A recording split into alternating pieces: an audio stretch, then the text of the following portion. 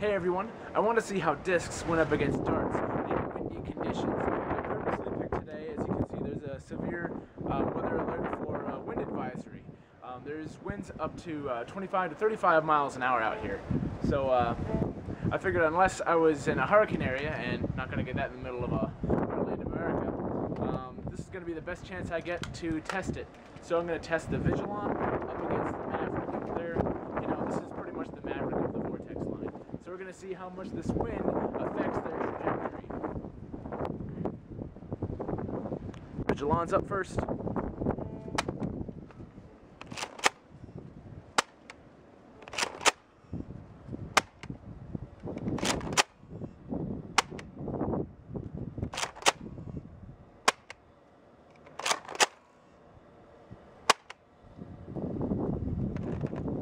That's it for the Vigilon.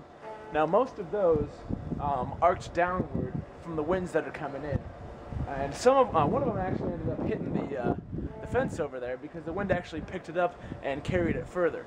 So Vortex looks like it can go either way. Either the wind will kill it or the wind will help it. It's just kind of a luck of the draw for this guy. Let's check out the map.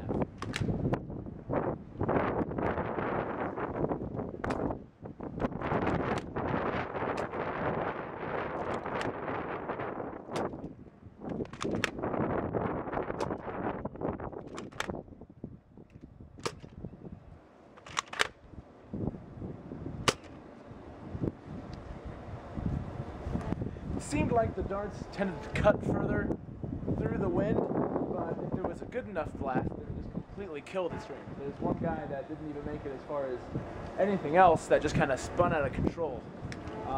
So I would say that the darts still win when it comes to windy conditions like we've got right now, whereas the discs are a little more susceptible to just in general being affected by them all the time, whereas the darts just depends on the amount of velocity of wind that you're getting through here.